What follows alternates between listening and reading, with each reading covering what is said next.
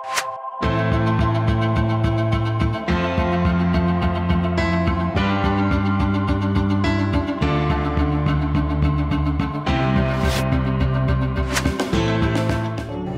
ये चारों एक दिशा में व्यवस्थित हो जाते हैं तो आप में मनचाही चीज बनाने और प्रकट करने की जबरदस्त क्षमता होगी। आप कई मायनों में ईश्वर होंगे। आपने ऐसे लोगों के बारे में सुना होगा जो कुछ मांगते हैं और सभी उम्मीदों से परे वो उनके लिए सच हो जाता है। आमतौर पर ऐसा उनके साथ होता है जो श्रद्धा रखते हैं। मान लीजिए आप घर बनाना चाहते हैं। अगर आप सोचने लगेंगे, अरे मैं एक घर बनाना चाहता हूं, घर बनाने के लिए 50 लाख रुपए चाहिए, मेरी जेब में 50 रुपए हैं, नहीं होगा, नहीं होगा, संभव नहीं है। जैसे ही आप कहते हैं संभव नहीं है, आप ये भी कह रहे हैं कि मैं ये नहीं चाहता। तो एक स्तर पर आप इच्छा पैदा कर रहे हैं कि आप कुछ चाहते हैं, दूसरे स्तर पर आप कह रहे हैं मैं ये नहीं चाहता। तो इस संघर्ष में ये शायद न हो पाए।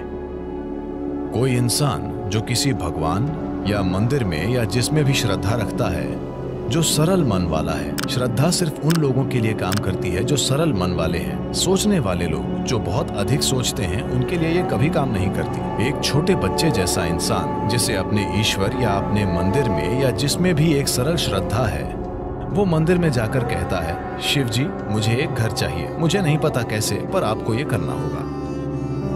अब उसके मन में कोई उल्टे विचार नहीं है, क्या ऐसा होगा, क्या ऐसा नहीं होगा, क्या यह संभव है, क्या यह असंभव नहीं है। श्रद्धा के सरल काम द्वारा इन चीजों को पूरी तरह से हटा दिया जाता है। अब उसे श्रद्धा है कि शिव उसके लिए ये करेंगे और ऐसा होगा। तो क्या शिव खुद आकर आपका घर बनाएंगे? नहीं। मैं चाहता हूं कि आप समझें, ईश्वर आपके लिए छोटी उंगली भी नहीं उठाएंगे। जिसे आप ईश्वर कहते हैं वो सृष्टि का स्रोत है। एक निर्माता के रूप में उन्होंने जबरदस्त काम किया है, कोई प्रश्न नहीं है। आप इससे बेहतर सृष्टि सोच सकते हैं? अभी जो भी है उससे बेहतर सृष्टि की क्या कोई कल्पना कर सकता है? तो एक निर्माता के रूप में उन्होंने बेहतरीन काम किया है। पर अगर आप चाहते हैं कि जीवन आपके हिसाब से चले, क्योंकि अभी आपकी खुशी और आपकी खुशहाली की बुनियाद ये है, अगर आप दुखी हैं तो सिर्फ और सिर्फ इसलिए आप दुखी हैं कि जीवन वैसे नहीं चल रहा जैसे आप चाहते हैं। बस यही बात है। तो अगर जीवन आपके हिसाब से नहीं चलता तो आप दुखी होते हैं। अगर जीवन आपके हिसाब से चलता है तो आप खुश होते हैं। ये इतना सरल है। तो अगर जीवन को आपके हिसाब से चलना चाहिए तो सबसे पहले आप कैसे सोचते हैं, आपकी सोच में कितना फोकस है, आपके विचार में कितनी स्थिरता है और विचार प्रक्रिया में कितनी ऊर्जा है, इससे तय होगा कि क्या आपका विचार एक सच्चाई बनेगा या सिर्फ एक विचार रहेगा।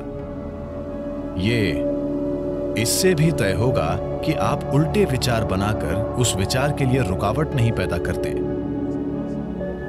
Is something possible or not possible? Is destroying humanity. क्या ये हो सकता है या नहीं, ये मानवता को नष्ट कर रहा है। क्या संभव है और क्या असंभव, ये देखना आपका नहीं, प्रकृति का काम है। आपका काम है मनचाही चीज पाने के लिए मेहनत करना। अभी आप यहाँ बैठे हैं। अगर मैं आपसे दो सरल प्रश्न पूछूं, मैं चाहता हूं कि आप बस सुने और उत्तर दें। आप जहां बैठे हैं क्या वहां से उड़ सकते हैं? आप कहेंगे नहीं। क्या आप यहां से उठकर चल सकते हैं? आप कहेंगे हाँ। इसका आधार क्या है कि आप उड़ने के लिए नहीं और चलने के लिए हाँ कहते हैं? आधार है जीवन का अनुभव। कई बार आप उठकर चले हैं, कभी उड़ान नहीं भरी।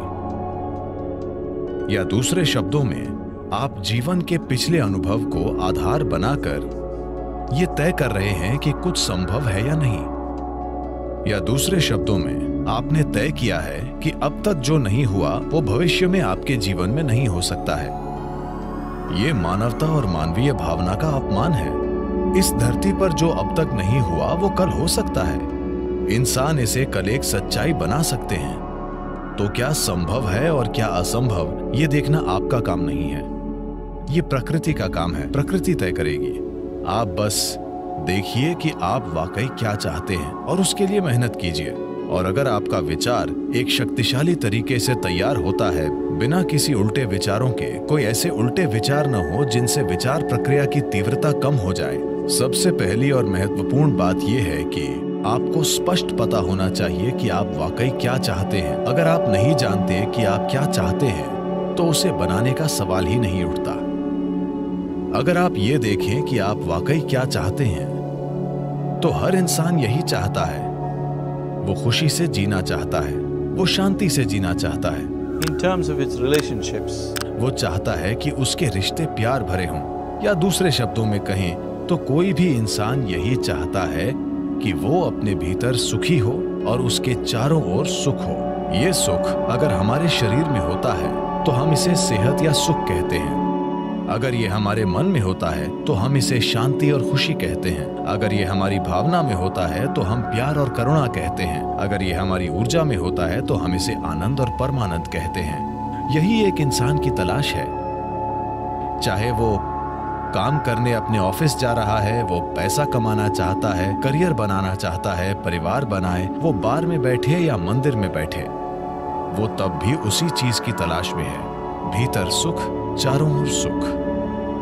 अगर यही हम चाहते हैं तो मुझे लगता है इसे सीधे संबोधित करने और इसे बनाने के लिए खुद को प्रतिबद्ध करने का यही समय है। तो आप खुद को एक शांतिपूर्ण इंसान, आनंदमय इंसान, प्रेम करने वाला इंसान, सभी स्तरों पर एक सुखद इंसान बनाना चाहते हैं। और क्या आप इस तरह की दुनिया भी नहीं चाहते?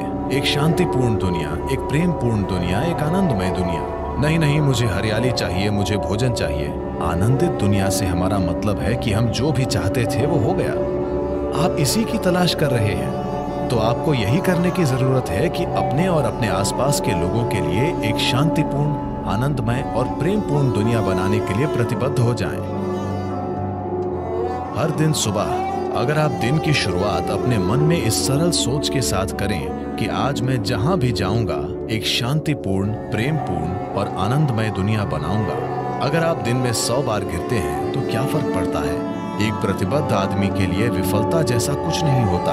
अगर वो 100 बार गिरता है तो 100 सबक सीखने को मिलते हैं। अगर आप खुद को कुछ वाकई अच्छा बनाने के लिए प्रतिबद्ध करते हैं तो आपका मन व्यवस्थित हो जाता है। जब आपका मन व्यवस्थित हो जाता है तो आपकी भावना व्यवस्थित हो जाएगी। भावना का संबंध विचार से है। जब आपका विचार और भावना संगठित हो जाती हैं तो आपकी ऊर्जाएं उसी दिशा में व्यवस्थित हो जाएंगी। जब आपके विचार, भावना और ऊर्जा व्यवस्थित हो जाएंगे तो आपका शरीर व्यवस्थित हो जाएगा। जब ये चारों एक दिशा में व्यवस्थित हो जाते हैं तो आप में मनचाही चीज बनाने और प्रकट करने की जबरदस्त क्षमता होगी।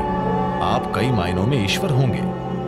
जो सृष्टि का स्रोत है वो आपके जीवन के हर पल में आपके अंदर काम कर रहा है।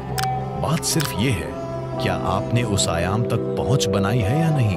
अपने जीवन के 4 मूल तत्वों को व्यवस्थित करके आपको वो पहुंच मिलेगी। ऐसा करने के लिए साधन और तकनीकें हैं। योग का पूरा विज्ञान, पूरी तकनीक जिसे हम योग कहते हैं, वो बस यही है, खुद को सृष्टि के एक टुकड़े से सृष्टा बनाना।